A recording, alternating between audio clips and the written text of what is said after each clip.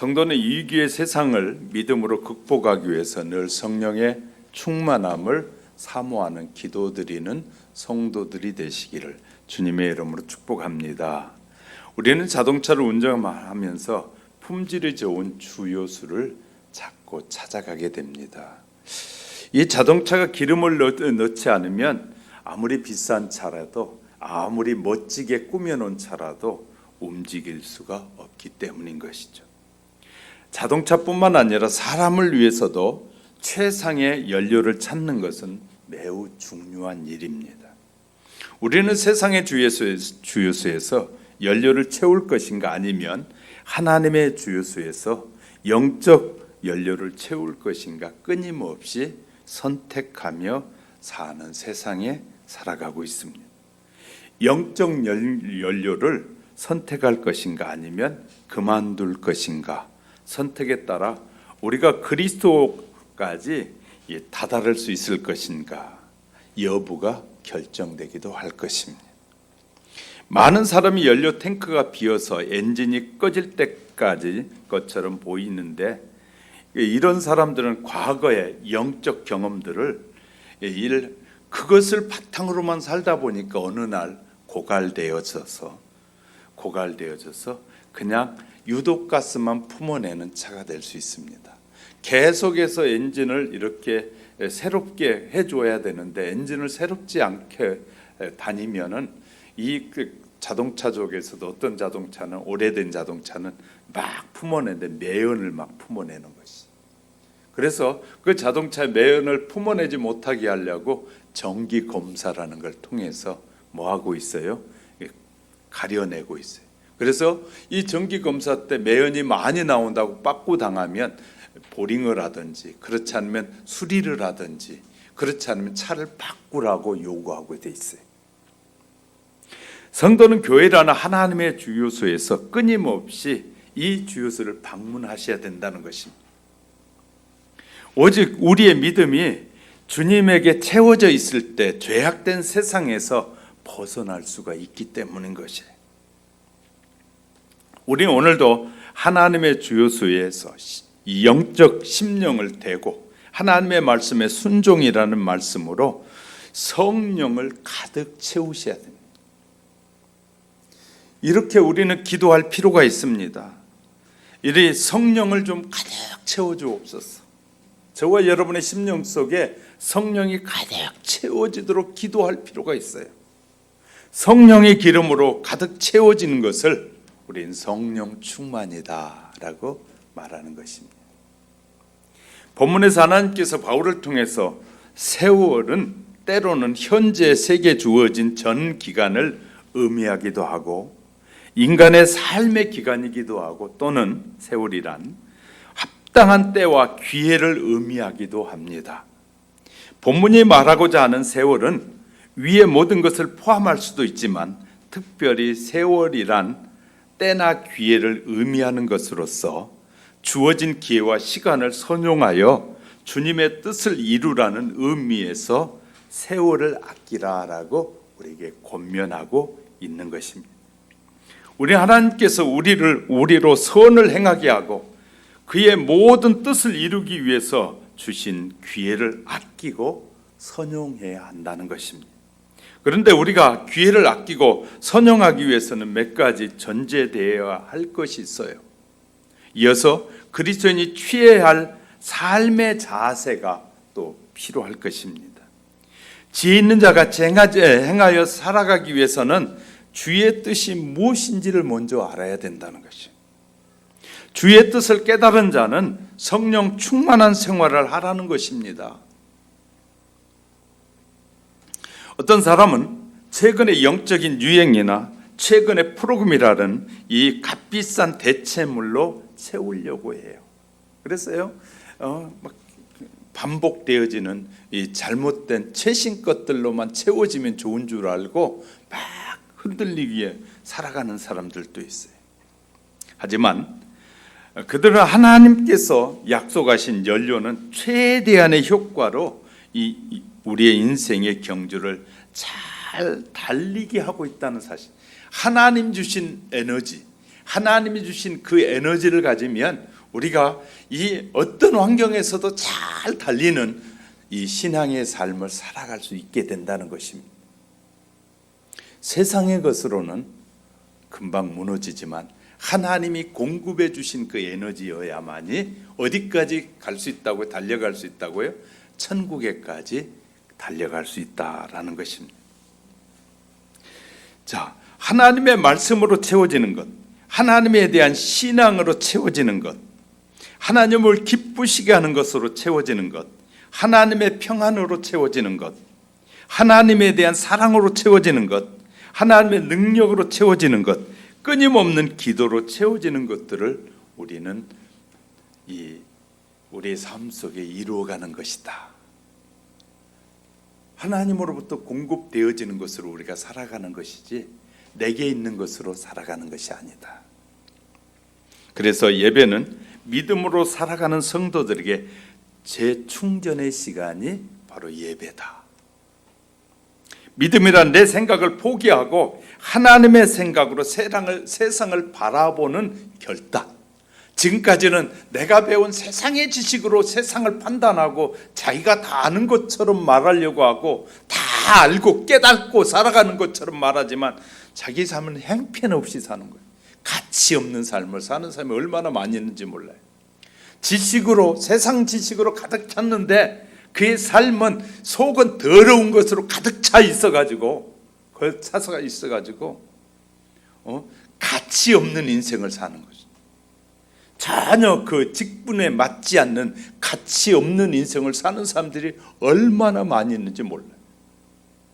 속에는 더러운 추악한 것으로, 욕심으로, 이기적인 것으로, 자기의 생각으로 가득 차 있는 사람들이 얼마나 많이 있는지 몰라요. 하나님은 저와 여러분이 하나님의 생각으로 채워져서 살아가기를 원하셔서 우리를 수많은 사람들 가운데 부르셨다. 하나님의 에너지로 채워져서 살아가길 원하시는 하나님. 그런데 자꾸 내 생각을 가지고 살아가려고 하니까 인생이 꼬이게 되고 안 풀려지는 것이. 왜 내 인생이 안 풀리는지를 전혀 생각하지 않고 세상적인 지식으로 풀어가려고 시간을 허비하는 사람들이 얼마나 많이 있는지 몰라요. 세상의 모든 우상들은 아무리 물어도 대답하지 않습니다. 그러나 우리가 믿는 유일하신 여호와 하나님은 그의 자녀들의 부르짖음을 들으시고 응답하신 하나님이시다. 그런 좋은 하나님이 계시는데도 불구하고 그런 하나님이 내가 믿기만 하면 된다라고 아무리 가르쳐줘도 믿지 않으며 사는 고집스러운 사람들이 있다면 정말 그 인생은 세월을 아끼지 못한 허비하는 인생을 사는 것과 같은 것이다. 직장도 기도하고 준비하셔야 되고 결혼도 기도하고 준비하셔야 되고 모든 일을 기도하면서 준비하는 사람은 하나님이 보호하시고 지키시고 책임지신다.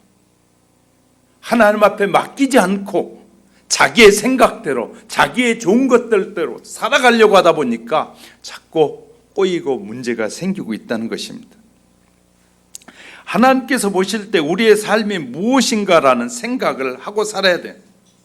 그래서 자신의 힘과 능력이 아니라 하나님께 주신 성령의 능력이 필요한 것이에요. 하나님의 뜻대로 살려니까 하나님이 공급해 주신 에너지가 필요하고 능력이 필요한 것이에요. 그래서 하나님으로부터 공급되어지는 그 능력을 받아 살아가게 될 때 저와 여러분의 인생은 새로운 인생, 이런 환난 가운데서도 편안하고 환난 가운데서도 활짝 웃을 수 있고 환난 가운데서도 염려하지 않고 살아갈 수 있는 것은 위로부터 내린 신령한 그 에너지가 공급되어질 때 우리는 늘 활기찬 인생을 살아가게 될 것입니다. 오늘날 같이 감각적이고 자극적인 것에 산재해져 있는 이런 시대에 사는 성도들이 꼭 필요한 말씀을 함께 살필 때 더 큰 은혜가 임하시기를 주님의 이름으로 축복합니다. 첫째, 믿음의 성도는 세월을 아끼며 살라는 것입니다. 우린 시간에 대해서 올바른 이해가 필요합니다. 하나님께서 인간에게 물질과 아울러 시간을 선물로 주셔서 우리가 사용하고 있다는 것입니다. 그러므로 물질은 본래 내 것이 아니듯이 시간 또한 그러합니다. 시간은 하나님께서 우리에게 임시로 맡겨주신 선물 중에 하나다. 그 목적은 그것을 잘 활용하여 하나님을 위해서, 사람을 위해서, 또 자신을 위해서 좋은 일을 많이 하라고 하나님께 영광을 돌리는 것이라는 거예요. 그래서 우리에게 선물을, 시간이라는 선물을 주셨는데 그 선물을 받은 청지기들이 우리들이라는 것입니다. 그러므로 우리가 기억해야 할 것은 내가 세상에 살면서 시간을 얼마나 받았으며 그것을 어떻게 활용하는지 시간의 주인 되신 하나님 앞에 반드시 계수할 때가 있다는 거예요. 계산할 날이 있다는 것입니다. 따라서 우리는 시간을 어떻게 쓸 것인지를 항상 생각하며 써야 돼요. 그 제한을 아는 사람은 아무도 없어요. 그 시간은 제한받는다는 점을 기억하셔야 해요. 하나님께서 무한히 주시지 않는다는 거예요. 우리 개개인에게 시간을 주셨는데 무한히 주시는 하나님이 아니에요. 정해진 시간만큼 어떻게 주님을 위해 살았고 하나님의 영광을 위해 살았는지에 대해서 계수하신 하나님이시다. 조그만 질병 앞에서도 우리의 육체가 무너져 내리잖아요. 세상에 코로나19라는 이 적은 바이러스 앞에 다 무너져 내려서 죽어버리죠. 그래서 두려워하잖아요. 시간은 내 시간이 아니에요. 그런데 많은 사람들이 내 마음대로 해도 되고 내가 하고 싶은 대로 해도 되고 내 생각대로 멋대로 시간을 허비해도 되는 줄 착각하는 사람이 얼마나 많이 있는지 몰라요. 우리는 시간에 대한 이해가 다시 필요할 것입니다. 그래서 어떤 사람들이 이런 말을 합니다. 시간은 뉴스와 같이 흐른다고 말하지 않습니까? 쌀독에 쌀은 퍼내면 언젠가는 비워집니다. 그러나 시간은 저절로 없어지지 않습니다. 시간을 주시니까 가져가야만이 없어지게 되는 것입니다. 그와 같이 귀한 시간을 우리는 전략할 줄 알아야 되는데 본문에서 아낀다는 말은 전략한다는 말과 같은 의미를 가지고 있습니다. 아낀다 그 말은 전략에 쓴다 그 말이에요. 성도는 자기에게 주어진 시간을 잘 활용하는 지혜가 우리에겐 필요한 것입니다. 시간을 어떻게 전략해야 할까요? 성경은 어떻게 우리가 시간을 전략해야 될지를 가르쳐주고 있다는 것이에요. 성경은 성도가 부지런하기를 늘 권면하고 있어요. 바울은 로마 성도들에게 권하기를 로마서 12장 11절에 부지런하여 게으르지 말고 열심을 품고 주를 섬기라. 시간을 어떻게 해야 되는지 부지런하라는 거예요. 솔로몬은 잠언 6장 6절 게으른 자의 계미에게 가서 그의 하는 것을 보고 지혜를 얻으라. 부지런한 것이 곧 시간을 아끼는 비결이라는 거예요. 믿으시면 아멘. 부지런해야 성도가 열심히 성경을 읽고 봉사도 열심히 하고 기도도 잘하고 사업도 잘하게 되는 것이에요. 뿐만 아니라 데살로니가 성도들에게 권면하기를 3장 10절 누구든지 일하기 싫거든 먹지도 말라. 국가에서 그냥 무조건 돈 주는 거 좋은 거 아니라는 거예요. 게으른 사람들은 좋아하죠.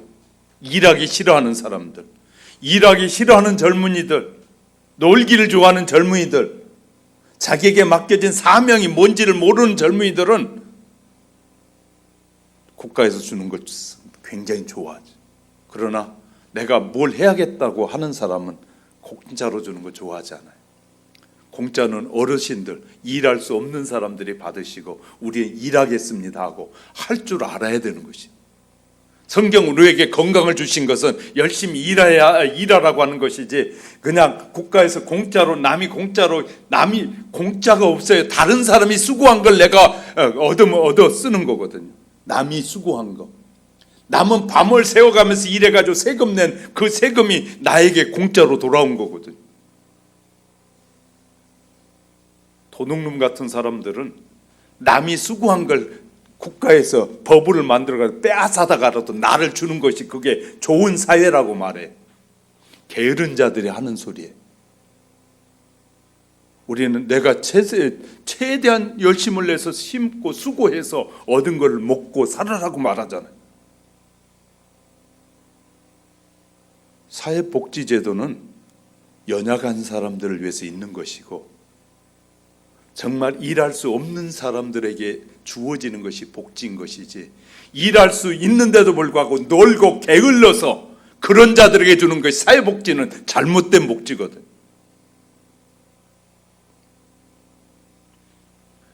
성경적으로 우리가 알아야 되는데 자기의 욕심을 따라 살려는 사람들이 얼마나 많이 있는지 몰라요. 그리스도인들마저도 그렇다면 심각한 문제거든요. 당장 내게 좋은 일이 없으면 노가다라도 해서 뭔가 내가 조금이라도 수고하려는 그 마음을 가져야 되는데, 그런 마음을 버려버리는 것은 자기의 인생을 허비하는 것과 똑같은 것입니다. 두 번째는 규칙적인 생활하는 것이 전략의 비결이에요. 일할 때 열심히 일하고 쉴 때 쉬고 잘 때 자고 깰 때 깨는 것, 규칙적인 생활하는 것이 시간을 전략하는 데 매우 중요해요. 의사 찾아가 보면 규칙적으로 생활하셔야 됩니다. 음식도 먹었다 안 먹었다, 또 막 그냥 자기 배고플 때 먹고 배부를 때 안 먹고 그래가지고는 병이 난다고 말해. 우리의 몸의 기능이 이 규칙적인 생활을 할 때 건강해진다고 말하지, 아무 때나 그렇게 하는 것이 건강하다고 하네. 또 아픈 사람들의 특징이 뭐냐면 규칙을 지키지 않는 것이 아픈 사람들의 특징. 그래서 병원에 가면 규칙적으로 밥을 줘요. 시간 딱 되면 밥이 나와. 아무 때나 자고 싶으면 자고, 먹고 싶으면 먹고, 일하고 싶으면 하고, 말고 싶으면, 그런 사람들은 다 병자가 되는 거예요. 우리는 잘 알아요. 규칙적인 생활이 얼마나 중요한지 몰라요. 마귀는 저와 여러분에게 침대에 더 오래 누워 있어라, 그곳이 편하고 좋지, 열심히 일한 사람이 자는 것은 당연해요. 쉬어야 에너지를 얻어서 또 회복돼서 일할 수 있으니까. 게으른 자가 계속 침대에 있다는 것은 매우 좋은 기회가 되는 것이 아니에요. 시간을 쪼개서, 성도는 하루의 시간을 쪼개서 규칙적인 생활을 해야 됩니다. 그래야 시간 낭비하지 않는 잘 시간을 활용할 수 있는 것이에요. 또 세 번째는 성도는 시간을 엄수할 줄도 알아야 됩니다. 내 시간을 허비하는 것이 죄악이듯이 다른 사람의 시간을 허비케 하는 것도 죄악이에요. 왜 예배 시간을 정해놓고 드리느냐? 그것은 네 시간도 중요하지만 내 시간도, 모두의 시간이 중요하니까 그 시간에 맞춰서 딱 예배 드리고 끝나면 그 시간에 손해보지 않는다는 것이에요. 시간을 다른 사람이. 내가 늦게 와가지고 예배가 늦어진다든지 내가 해야 될 일을 안 함으로 다른 사람이 한다면 다른 사람의 시간을 내가 빼앗는 것이에요. 그래서 윈스턴 처칠 같은 사람은 5분 이상은 기다리지 않는다잖아요. 왜? 철저하게 자기 관리해야 되는데 네 시간만 중요하냐? 왜 네가 늦게 오냐? 제 시간에 만나자. 그래서 그는 5분만 딱 기다려준다. 왜? 철저하게 자기 관리가 되는 사람들. 남의 시간을 허비하면 안 돼요. 약속해놓고 약속의 시간을 멋대로 그냥 다른 핑계로 늘리고 줄이고 하는 것은, 이것은 다른 사람의 시간을 허비하는 것이에요. 우리는요, 시간 엄수 잘해야 됩니다. 안타까운 것은 성도들에게도 남의 시간을 허비하는 경향이 있다는 사실. 그런 경향은 시간을 자기의 것이라고 착각하는 데서 오는 것이에요. 시간은 내 것이다, 당신의 시간도 내 것입니다 라고 착각하는 사람들은 그런 짓을 하는 거예요. 우리는요, 철저하게 다른 사람을 배려한다는 것은 시간을 엄수하는 것도 배려하는 것 중에 하나다. 할렐루야. 이런 이해가 필요한 것입니다. 하나님의 것이, 또 우리의 시간은 우리의 것이 아니라 하나님의 것이라는 것을 다시 한번 기억할 때 우리 이웃의 시간을 아껴줄 수 있는 지혜가 있게 될 줄 믿으시기 바랍니다. 네 번째는요, 기회를 소중히 여겨야 됩니다. 옛말에 천시라는 말이 있어요. 하늘의 때라는 것인데 이것은 다시 말해서 하늘이 준 기회라는 뜻입니다. 이 때를 놓치면 기회는 다시 안 온다는 말이죠. 곡식을 심을 때가 있는가 하면 거둘 때가 있고, 공부할 때가 있는가 하면 배울 때도 있고, 사용할 때가 있는 것처럼 천하 만사에는 천시가 있다는 것이에요. 우리는 그때를 소중히 여겨야 됩니다. 본문의 세월을 아끼라는 말은 세월을 사라는 말과 세월을 소중하게 여기라는 말과 같은 의미를 가지고 있어요. 세월은 소중한 것이에요. 바보같이 세상의 것에 매여서 이 시간을 허비하는 어리석은 자가 되지 말아야 된다는 것이에요. 뿐만 아닙니다. 하나님께 시간의 11조를 드리는 것이 세월을 아끼는 것입니다. 시간의 선한 청지기가 되려면 하나님께 마땅히 바쳐야 할 시간을 바치는 것입니다. 하나님께서는 물질의 11조를 드릴 때 더 우리의 물질을 복주시고 축복해 주신 것처럼 시간의 11조를 드릴 때 더 좋은 기회를 하나님이 주실 거예요.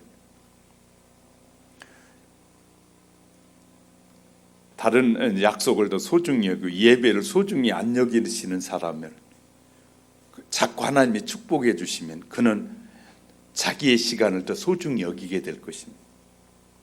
하나님과의 약속을 소중히 여길 줄 아는 사람은 다른 사람과 이 시간을 소중하게 여길 줄 아는 사람이 되는 것이에요. 그래서 그 사람의 됨됨이는 그 시간 속에서 보는 것이에요. 저는 하나님께서 하나님을 예배하는 자로 불렀기 때문에 저는 예배하기 위해서 일찍부터 준비하고 나오는 것이에요. 그리고 그 예배가 소중하게 드려질 수 있도록 하기 위해서 온갖 마음을 쏟는 것이에요.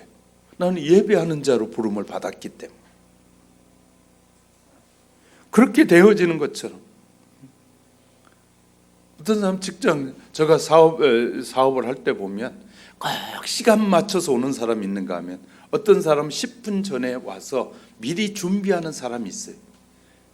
사장의 입장에서 볼 때는 10분 전에 와서 미리 준비하는 사람이 더 예뻐 보여. 왜? 그 시간에 딱 맞춰 오는 사람은 그 시간에 딱 맞춰 와가지고 이제 준비하는 시간을 허비해 버리는 거예요.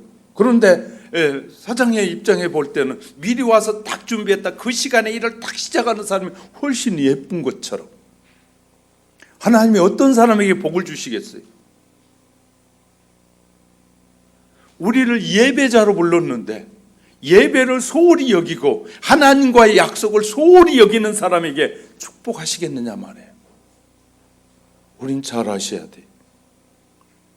이렇게 하나님 앞에 드려지는, 그래서 오늘날 이 오직 하나님을 위해서 봉사하며 이 거룩하게 지내도록 하기 위해서, 그래서 일주일에 하루는 우리가 하나님 앞에 드리는 시간이잖아요.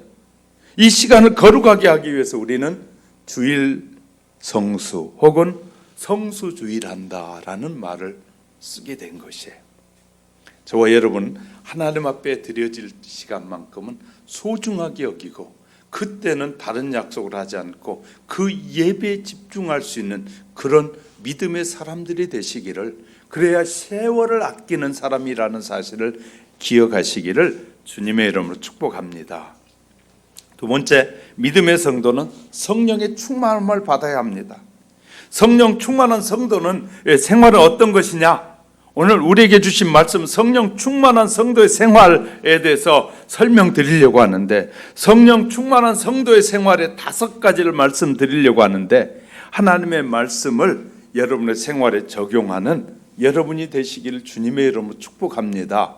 성령 충만함을 받아야 되는데, 성령 충만한 생활에 대해서 성도는 지혜 있는 자같이 살아야 한다라고 15절에서 말해요. 하나님께서는 솔로몬을 통해서 말씀하시기를 잠언 9장 10절에 보니까 여호와를 경외하는 것이 지혜의 근본이다 라고 했어요. 솔로몬은 우리가 가지고 싶어하는 모든 것을 다 누렸던 사람이 솔로몬입니다. 엄청난 부자였고 그는 세상의 모든 사람들에게 가지기를 원했던 지식을 그렇게 많이 가졌고 그 지식을 지혜롭게 해석하는 능력도 가졌어요. 우리가 가지고 있는 이 지식을 지혜롭게 해석할 수 있는 능력이란 너무너무 중요한 것이거든요. 그런 지식을 다 가지고 있던 왕이에요. 이 세상에서 솔로몬보다 똑똑한 사람은 없는 것 같아요. 얼마나 많은 것을 연구하고 공부했는지 모릅니다. 그는 살면서 인생에 가장 필요한 것이 무엇인지를 알기 위해서 평생 고민하다가 여호와를 경외하는 지식이 바로 근본이라는 결론을 우리에게 말해주고 있는 것이, 하나님을 경외하는 것이 가장 중요한 지식이다, 지혜다라는 사실을 우리에게 권면해 주고 있습니다. 자, 성령 충만한 사람은 여호와를 경외하며 사는 것이다. 할렐루야. 두 번째는 성도는 세월을 아끼라. 세월은 시냇물처럼 흘러내린다고 말합니다. 우리가 사는 세상엔 본문의 16절에 보면 때가 악한 세상이라는 거예요. 때가 악한 세상. 왜 악하냐? 주님이 재림이 가까울수록 악해져 가는 거예요. 주님이 재림이 가까울수록 예배를 방해하게 되고 하나님을 예배하는 것을 방해하는 갖가지 일들이 생기게 될 것입니다. 그래서 저는 오래전부터 미리 말씀드렸어요. 예배를 교회에 나와서 드리지 못할 때도 올 것이다. 말씀드렸잖아요. 제가 그냥 한 말이 아니에요. 여러분이 스스로 가정에서 예배할 때가 올 수도 있는데 그때 여기 와서 예배에 대해서 열심히 보고 배우지 않으면 그때는 이제 대충 하는 예배가 돼버리고 예배가 아닌 자기의 생각대로 드리는 예배가 되는, 제가 말씀드렸잖아요. 목사가 준비한 예배는 하나님이 기뻐하는 요소가 다 들어가 있다고 말씀드렸잖아요. 회개하게 되고 또 하나님의 말씀 듣기도 하고 찬양하면서 우리의 생각을 하나님 앞에 아뢰는 예배는 그냥 되어지는 것이 아니라 6가지 요소에 의해서 이 하나님 앞에 예배를 드리고 있는 것인데, 그런 요소가 빠져버린, 그런 준비되어지지 않는 삶의 예배가 되어질 수밖에 없게 되는 것이에요. 너무너무 때가 악하다. 성도가 자칫 세월을 허송하다가 악한 때와 함께 살다가 정작 주님께서 오시면 후회하게 될 날이 온다고 말해요.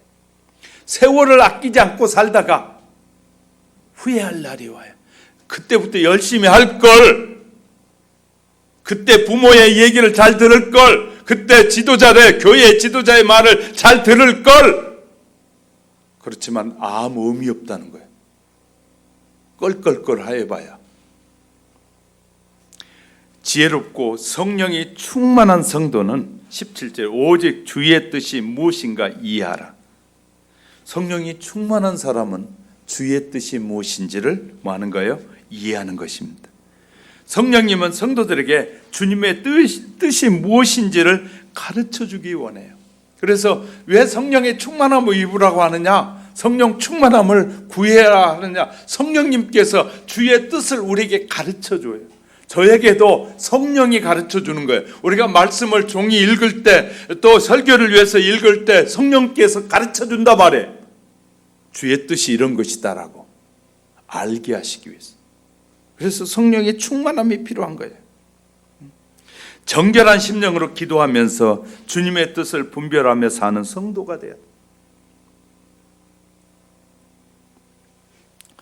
토요일날 이 설교가 마무리되면 저는 자기 전에 누워서라도 내일 그 말씀을 어떻게 증거하는 것이 하나님이 가장 기뻐하실까를 생각하면서 자요. 저는 그냥 자지 않아요. 성도들은 믿음이 적은 성도들이기 때문에 설교를 들을 때 자기에게 편한 소리를 듣고 싶고, 자기가 잘 된다는 소리를 듣고 싶고, 자기가 최고라는 소리를 듣고 싶을 거예요.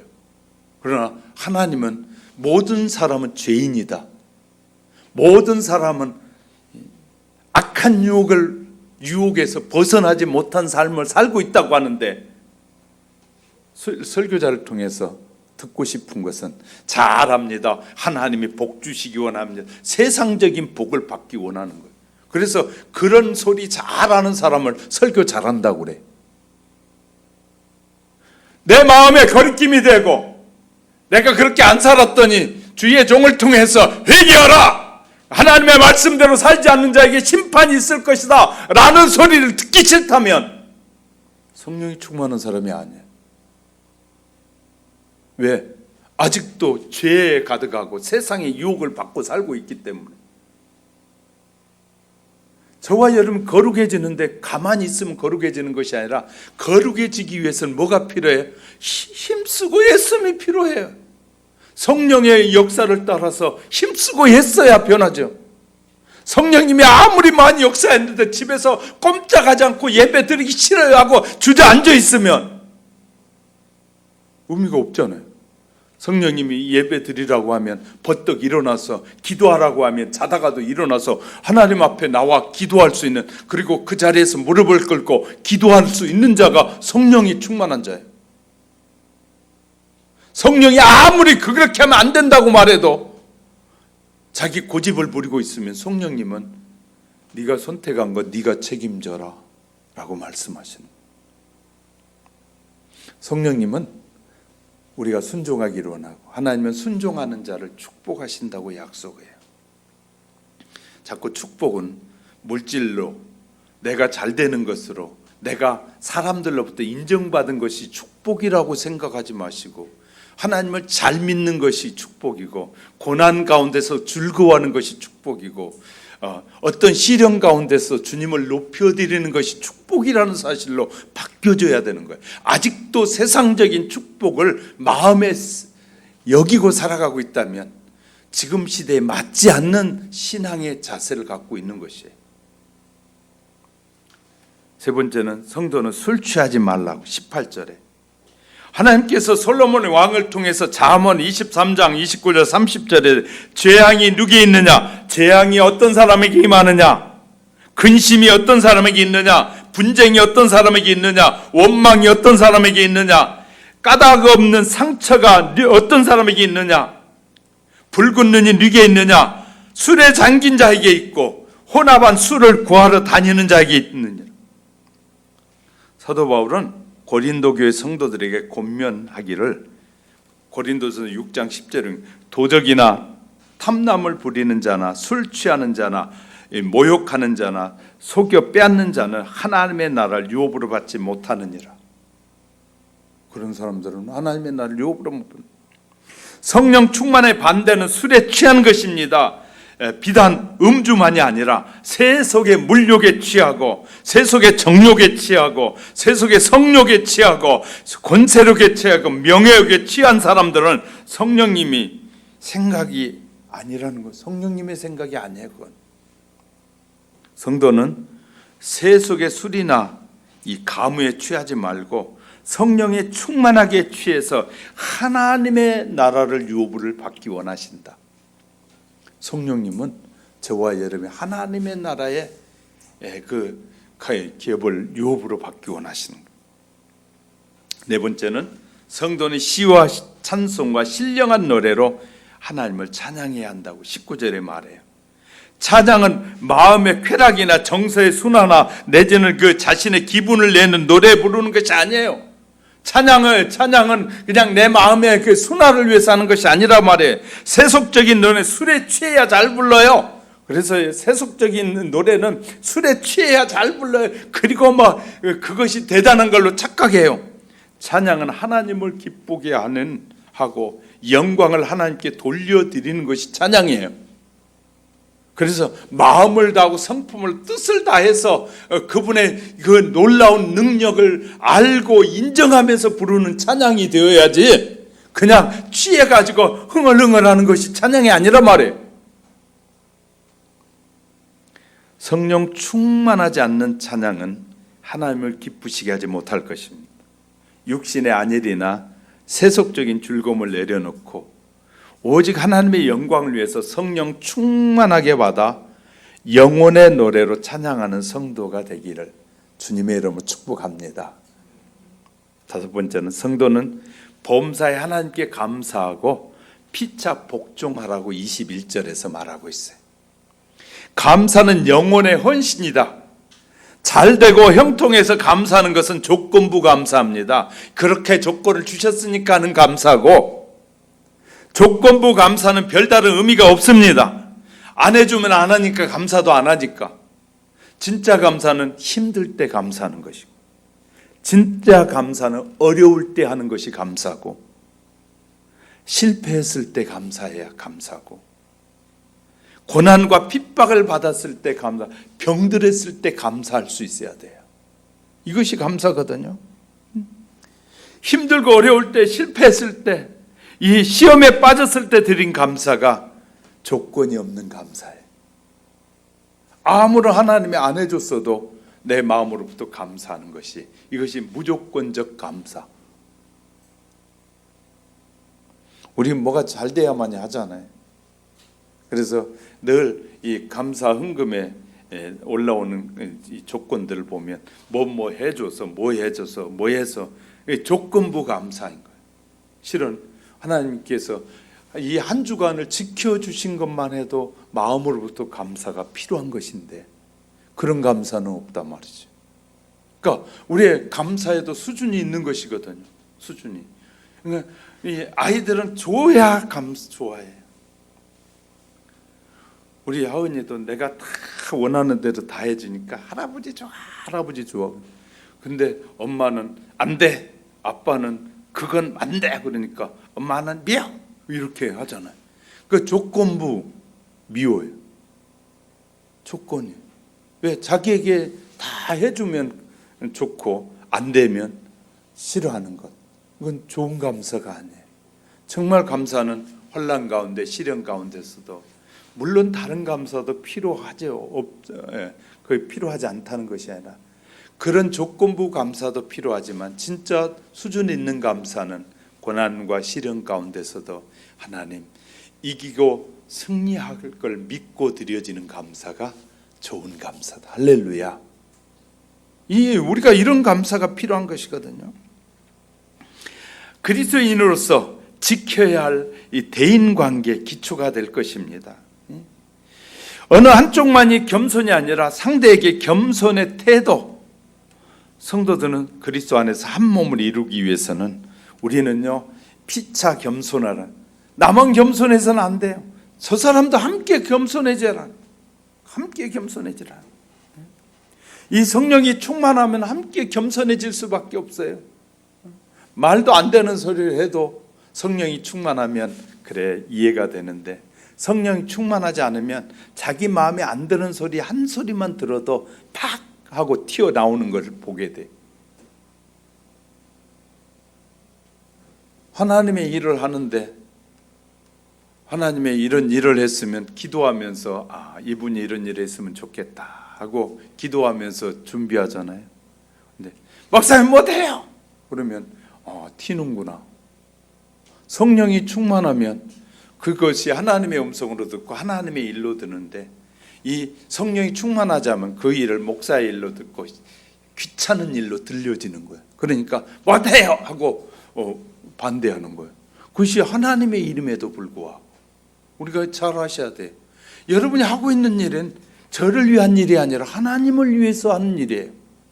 우리가 하나님의 부름을 받은 모든 자녀들은 우리의 삶 전체가 하나님을 위해서 하는 일이에요. 그런데도 우리는 그렇게 해요. 우리의 믿음의 수준이 그래서 드러나는 것이거든요. 그러니까 우리가 시험에 들지 않고 바르게 살려면 그래서 성령의 늘 충만함을 받아야 돼요. 성령 충만이란 이론이 아닙니다. 교리나 신학이 아닙니다. 성령 충만은 생활이에요. 성령 충만이란 우리의 삶의 생활이에요. 그리스도인에게서 성령 충만이 빠지면 기름 없는 자동차와 같고 바람이 빠진 풍선꼴이 되고 안고 없는 빵이 되고 찐빵이 되고 마는 것이에요. 성령 충만을 받아서 자신을 이기고 시험을 이기고 마귀를 이기고 믿음으로 승리하는 삶을 사는 성도가 되기를 간절히 기도하기 바랍니다. 성령 충만함을 사모하는 성도들이 되시기를 주님의 이름으로 축복합니다. 세 번째, 믿음의 길에서 성령 충만해지는 그런 비결은 어떤 것이냐? 성령은 단순히 하나님께로부터 나오는 감화력이나 우리에게 주시는 영향력이 아닙니다. 성령님은 무한한 존엄과 무한한 영광과 무한한 거룩함과 능력을 소유하신 분이 성령님이에요. 그래서 보혜사를 성경은 위로자라, 대연자다, 중보자다, 상담자다, 변호자다라고 말하기도 합니다. 성령은 우리의 삶 속에서 그리스도의 성품을 드러내게 하는, 성령님은 저와 여러분이 주님의 성품을 세상 속에 드러내게 하기 위해서 성령님이 임하셔요. 성령님을 따라 살면 자동적으로 그리스도의 성품이 우리의 삶을 통해서 드러나게 되어 있어요. 우리는 힘만으로 그렇게 되는 것이 아니에요. 우리의 힘으로 안 돼요. 성령님의 도우심이 뒷받침이 될 때 가능하다고 말해요. 제가 웃으면서 말씀드렸잖아요. 운전하다 보면 내가 실수할 수도 있고 저 사람이 실수할 수도 있어요. 저는 대부분이 그 사람이 실수할 땐 괜찮습니다 그래요. 저가 실수했을 때 다른 사람이 나이도 젊은 놈이 저를 향해서 손가락질하면서 욕을 할 때 그냥 성질대로 하면 그냥 한마디 해버리고 싶을 때가 있다고요. 그런데 성령님께서 기뻐하시지 않으니까 미안해요 하고 제가 웃으면서 손을 들어 미안하다고 해요. 왜? 육신적인 생각 같아서는 나이도 이 자식만 또 못하는 것 그냥 차 갖다 들어 받아버리고 싶을 때가 있어요. 성질대로 하면. 그런데 성령님은 그것을 기뻐하지 않으니까 뭐예요? 그걸 절제하고 나를 다스려서 미안해하고 손을 들고서 그냥 웃어주는, 성령님이 나를 다스리니까. 내 성질은 아니라니까요. 저 성질은 욕을 할 때 그냥 확 가가지고 그냥 대 받아버리고 싶을 때가 있단 말이에요. 싸가지 없는 놈이니까. 그런데 성령님은 네가 목사지 그러는 순간에 그 마음이 그래 내가 그런 사람이 아니지. 성령님의 음성을 들으니까 그것이 가능해지. 때로는 이게 말도 안 되는 거, 이게 이치도 없이 덤비는 놈들이 있을 때는 내 힘으로 안 돼 몽둥이라도 패고 싶을 때가 있지 않겠어요? 그런데 그때 성령님께서 내게 말씀하시니까 내가 자제가 되는 것이지. 실은 저도 못된 사람이에요. 저의 원래 성품도 못된 놈이에요. 그런데 성령님께서 저를 주관하시니까 그게 가능해지는 것처럼 여러분은 저보다 훨씬 더 나은 사람들 같아요. 그러니까 여러분은 성령님의 인도만 받으면 정말 하나님이 기뻐한 삶을 얼마든지 살 수 있는 여러분인 줄 믿으시기 바랍니다. 그래서 성령님이 뒷받침될 때 가능한 일이거든요. 그다음 어떻게 성령이 충만함을 받는 비결은 무엇일까? 하나님의 말씀에 순종하는 삶을 살아야 된다. 첫 번째는요. 예수님을 따른 제자들이 승천하시면서 주님이 약속하신 말씀을 기억했어요. 예수님이 갑자기 따라다녔으니까 너무 편했는데 예수님이 죽은 지 이제 3일 만에 부활하신 후에 승천하셨어요. 이제 걱정인 것이죠. 예수님 없으면 지금까지 먹었던 것들, 누렸던 것이 다 없어지니까 두렵잖아요.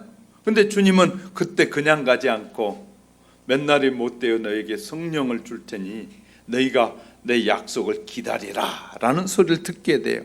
그래서 사도행전 1장 4절에 예루살렘에 떠나지 말라는 주님의 말씀에 순종하여 한 곳에 모여서 그 주님이 약속하신 영이 임할 때까지 간절히 기도했더니 성령의 충만함을 잊게 돼요. 성령의 충만함을 입게 되니까 그전에는 예수님을 부인하던 베드로가 예수님을 부인하지 않고 이제 나를 죽여도 난 겁나지 않는다 라는 사람으로 바뀌게 된다. 성령이 충만해지면 코로나도 겁나지 않다니까요. 성령님이 충만하지 않으면 겁나죠. 죽을까 봐. 그런데 성령님이 우리에게 임하시면 겁날 거 없다니까요. 그런다고 저거 여러분에게 뭐 소독하지 말라는 말이 아니에요. 또 가가지고 우리 목사님 소독도 하지 말래 겁나지 않으니까 그러고 다니면 안 됩니다. 그것과 다른 말을 지금 하고 있는 거예요. 성령 충만하면 하나님 주의 말씀에 성령 충만해지려면 주의 말씀에 순종하셔야 돼요. 오늘도 들려지는 깨달아지는 말씀에 여러분이 순종하게 되면 성령님이 임하셔요. 할렐루야. 성령님은 순종하는 자에게 임하신다니까요. 여러분이 깨달아지는 말씀대로 내가 살겠다고 그 살기 위해서 성령님 역사해달라고 도와달라고 기도하는 자에게 성령이 임하시는 거예요. 그렇게 살겠다고. 두 번째는 성령을 사모하는 기도를 드려야 돼요. 예수님 안에 계시는 안 계시는 세상에 승리하는 생활을 하나님이 약속하셨는데 약속을 인정하고 사모하고 기도하는 성도들에게 성령을 선물로 주신다고 1장 4절에 말한다니까요. 우리는 성령님의 능력과 가치를 충분히 경험해 보신 분은 알 수 있습니다. 자, 성령님의 무한한 능력과 영광과 거룩함과 능력을 갖추시는 하나님이셔요. 우리 안에 연약함을 도우시고 하나님의 뜻을 이룰 수 있도록 능력을 주십니다. 하나님께서 기도하는 성도들에게 은혜로 함께 하시고 성령을 부어주신다는 거예요. 기도하는 성도에게. 기도하지 않으면 성령이 임하지가 않아요. 믿고 기도하는 거예요. 세 번째는 죄를 철저하게 회개해야 됩니다. 성령님은 거룩한 분이시기 때문에 우리의 마음이 깨끗하지 못하면 우리 안에 충만히 거하지 않습니다. 죄는 하나님과 인간 사이의 교제를 단절시키는 근본 원인이에요. 우리의 죄를 철저하게 회개해야 됩니다. 죄 사함을 받고 죄에서 자유케 되고 성령의 충만함을 그래야 받을 수 있습니다. 자신의 죄에 대한 철저한 회개를 성령의 충만함을 받는 비결이에요. 영원한 생명을 얻는 신성한 과정인 것이죠. 회개를 통해서 다윗은 성공적인 삶을 살 수 있었어요. 다윗도 급하고 그런 사람이었는데 그가 성령님의 늘 음성을 따라 사니까 하나님이 다윗을 내 마음에 합한 자라고까지 하나님이 칭찬하시게 된 거예요. 우리가 회개할수록 성령님께 간절히 도움을 청하기 바랍니다. 우리의 죄를 자복하고 진실로 회개하면서 하나님께서는 성령으로 우리를 충만하게 해주실 걸 믿으시기 바랍니다. 성령님은 에너지와 같다고 말씀드렸어요. 자동차의 에너지가 부어지지 않으면 계속 달릴 수 없는 것처럼 우리가 성령 충만은 단회적이기도 하면서 연속적이기도 합니다. 어떤 사람 학자들은 단회적이다. 성령 충만 한 번에 끝났다고 말하는데 성령의 그 성령은 우리를 구원하신 성령이고 우리를 힘있게 살아가게 하는 것은 지속적인 성령님의 역사예요. 할렐루야. 우리가 운전을 하고 차를 운전하고 성령님을 쉽게 이해시키려고 지금 여러분에게 지금 그런 예화를 들어 설명하고 있는 것이에요. 자동차가 이 기름이 떨어지면 아무리 내가 가고 싶어도 차가 안 가는 것처럼 성령님의 능력이 우리 안에 충만히 지속적으로 부어지지 않으면 신앙의 길, 천국에까지 가는 길을 다 갈 수 없단 말이에요. 그러므로 성령의 충만함을 늘 구하며 사셔야 돼요. 그럴 때 이런 위기 상황이 오고 이것보다 이 코로나19보다 더 큰 위기 상황이 앞으로 저와 여러분의 생애 속에 올지 안 올지는 모르지만 성경은 주님이 오실 때 그런 일들이 일어난다고 말했으니까 더 어려운 일들이 일어날 텐데 그것을 이겨내려면 성령님의 지속적인 이 성령의 충만함이 필요하단 말이에요. 이런 예화가 있더라고요. 데이비스라는 사람이 심장 수술을 받게 됐어요. 수술 받기 전날 상냥하고 예쁘게 생긴 간호사가 병실에 찾아왔어요. 데이비스에게. 그는 데이비스 손을 이 간호사가 딱 잡더니 데이비스 저 손을 잡으세요 그러니까 그가 또 손을 딱 잡았어요. 간호사가 이렇게 꼭 잡자 간호사가 이렇게 설명합니다. 내일 수술을 받으시는 동안에 당신은 당신의 심장을 분리하게 될 것입니다. 분리된 상태에서 기계의 도움으로 당신의 생명을 유지할 것입니다. 심장 수술이 성공적으로 끝나게 되면 그 심장이 당신의 심장이 다시 당신의 몸 안에 들어가서 다시 돌려보내게 될 것이고, 그리고 당신의 심장은 정상적으로 움직이고 당신은 마침내 회복실에서 깨어나게 될 것입니다.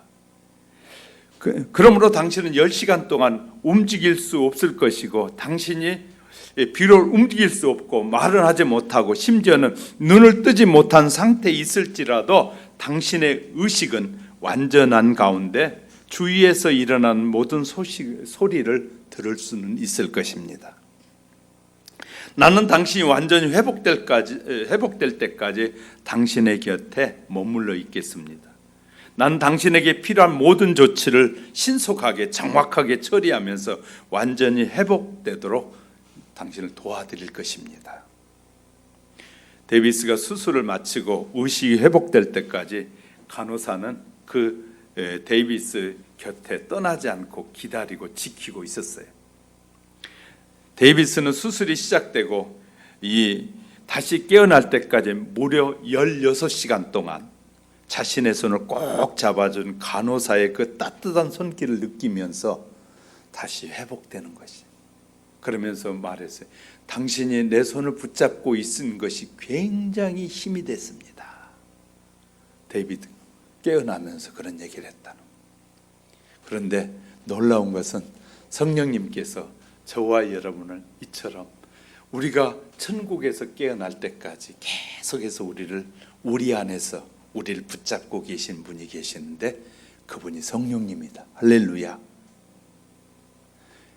그러므로 저와 여러분 성도들의 우리의 모든 생활도 마찬가지입니다. 예수님을 영접하고 하나님을 확실하게 믿는 순간부터 주님이 보내신 보혜사 성령님이 성도들과 저와 여러분의 늘 삶에 함께 하실 것입니다. 마치 친절하고 상냥한 간호사같이 따뜻한 손길로 저와 여러분의 손을 단 한 번도 놓지 않으시고 붙잡고 계실 것입니다. 그런 성령님은 저와 여러분의 큰 위로가 되고 놀라운 능력이 될 것입니다. 그러면 사랑하는 성도 여러분, 성령의 충만함을 구하면서 살아가는 지혜로운 저와 여러분이 될 때 저와 여러분은 믿음의 승리의 길을 향해 힘차게 걸어갈 수 있게 될 줄 믿으시기 바랍니다. 말씀을 정리합니다. 우리는 이 자신을 다스리기 스스로 다스리기가 매우 어렵습니다. 부패한 죄의 성품이 자신에게 존재하고 있기 때문이죠. 그래서 우리는 성령의 충만함을 사모해야 됩니다. 성령님이 우리를 주관하고 자신을 잘 다스릴 수 있도록 나를 맡겨드려야 됩니다. 우리는 분노를 넘어서 자유로운 성도로 살아갈 수 있도록 만들어 주실 것입니다. 우리가 성령을 충만하게 받아서 이 받은 그 능력으로 주님의 뜻을 이해하고 술 취하지 말고 신령한 노래를 하며 찬양하며 범사에 감사하면서 하나님께 더 가까이 가는 그런 성도가 되기 위해서는 늘 성령의 충만함을 구하는 우리 하영교회 성도 여러분이 다 되시기를 주님의 이름으로 축복합니다. 성령의 충만함으로 끝까지 믿음의 길 걸어가는 우리 하영교회 성도 여러분이 되시기를 주님의 이름으로 축복합니다.